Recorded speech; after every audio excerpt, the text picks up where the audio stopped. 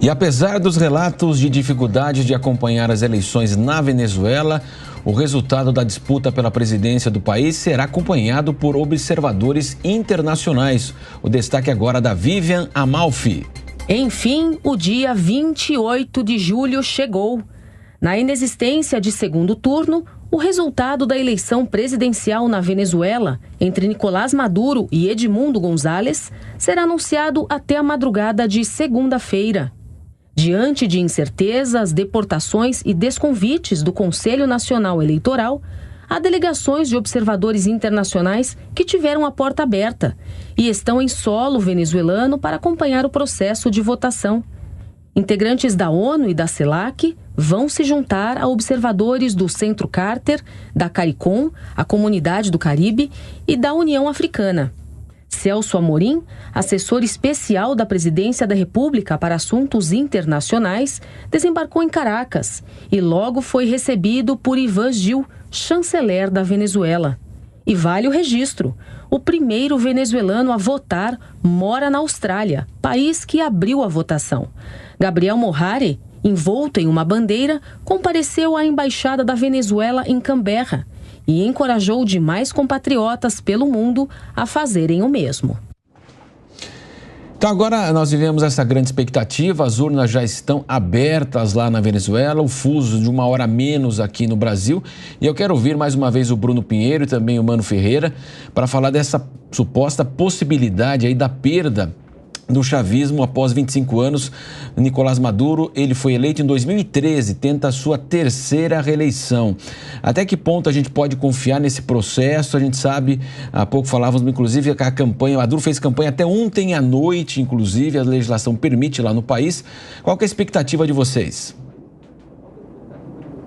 Justamente inaugurando obras, né, entregando residências, e isso na verdade vai ter uma expectativa muito importante sobre como os militares vão reagir a esse resultado realmente. Se a oposição for a vencedora e acabar sendo eleito, só vai tomar posse lá em janeiro, mas a questão de Maduro continuar no cargo até lá também é muito importante. Que forma que ele vai reagir, se vai tentar anular este resultado, se vai convocar os militares e se os militares vão embarcar nessa chamada de Nicolás Maduro ou não. Como será essa reação? De fato, chama a atenção tudo que ele fez nessas últimas semanas. Não foi nada oculto, ele já dava vários sinais de que não aceitaria ninguém de fora como observador ou dando opiniões. Eu me lembro que uma fala do presidente Lula, recente, na verdade, quando ele esteve aqui, Nicolás Maduro esteve no Palácio do Planalto, em outro momento,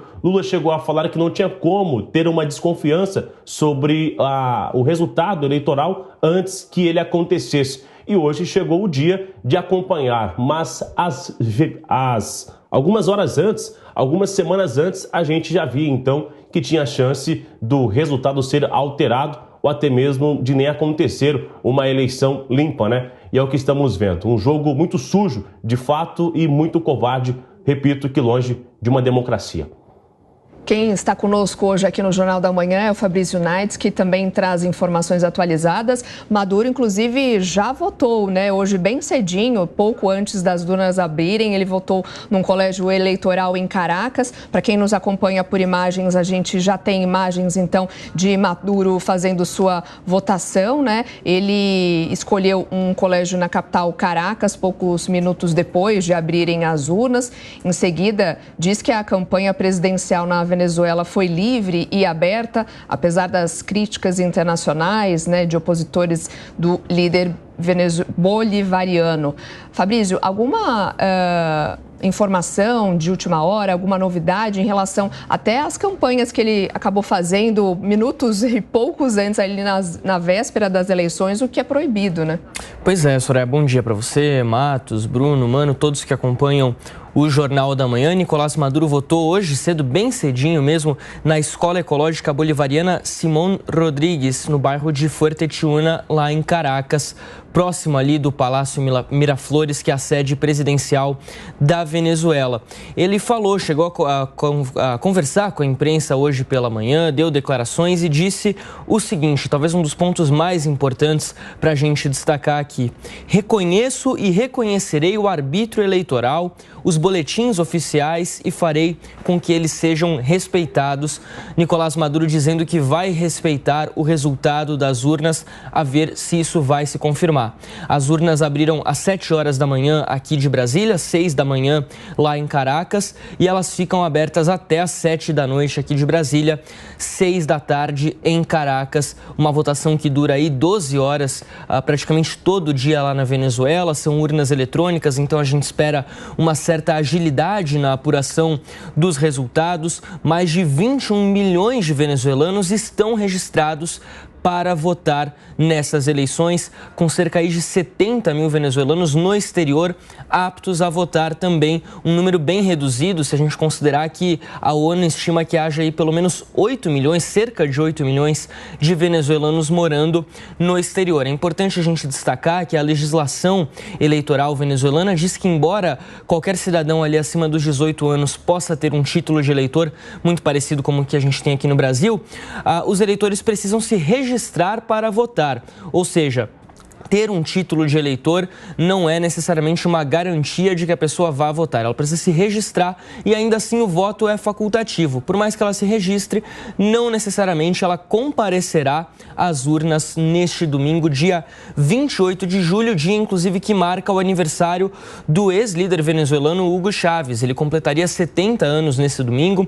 Maduro participa agora nesse momento de celebrações em torno do aniversário de Hugo Chávez. Disse que hoje é o dia de Hugo Chávez, é um dia de grandes batalhas na Venezuela. A líder da oposição, que não concorre à presidência, que é a Maria Corina Machado, fez também uma publicação pelas redes sociais hoje cedo, dizendo o seguinte: neste momento, peço que o hino nacional venezuelano seja escutado em todo o mundo, no coração de cada um de nós.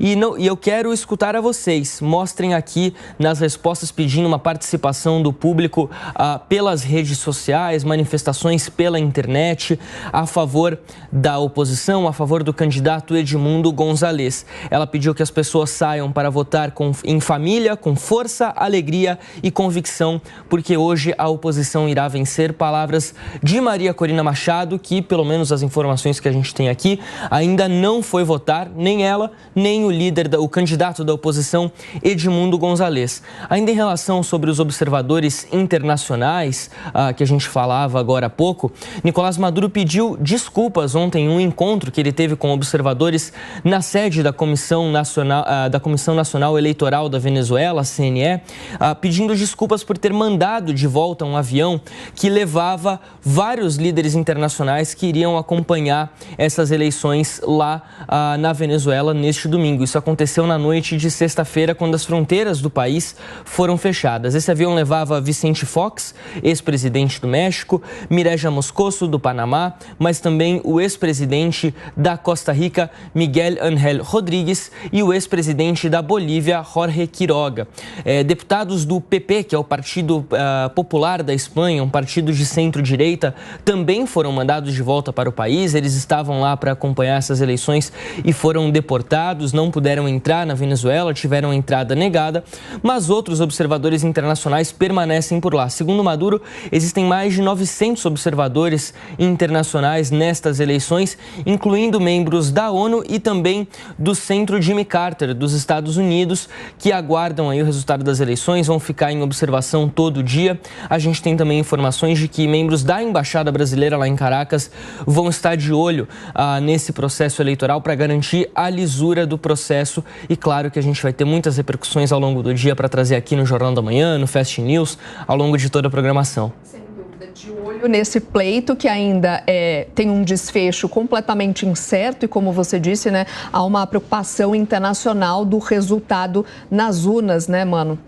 Com certeza, porque o Maduro deu seguidas demonstrações de que não vai largar o osso facilmente, né? Ele vem dando sinais de desespero desde aquela bravata de anexação de Esequibo, quando, entre outras coisas, a justiça aparelhada pelo seu regime negou a candidatura de Maria Corina Machado, que é a principal líder da oposição. Tem mais de há décadas faz oposição. Ela foi deputada, ela foi legisladora e sempre se colocou como oposicionista.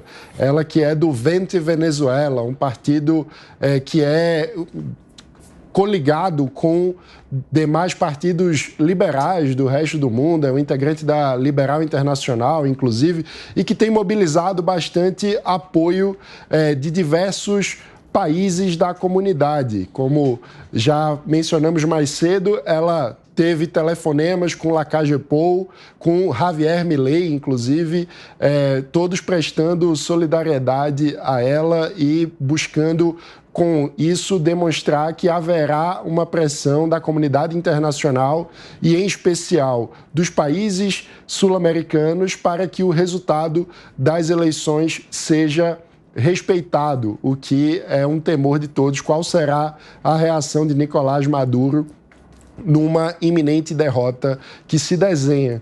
Mas esse tweet que o Fabrício mencionou também gerou uma oportunidade muito bonita de acompanhar que vários venezuelanos ao redor do mundo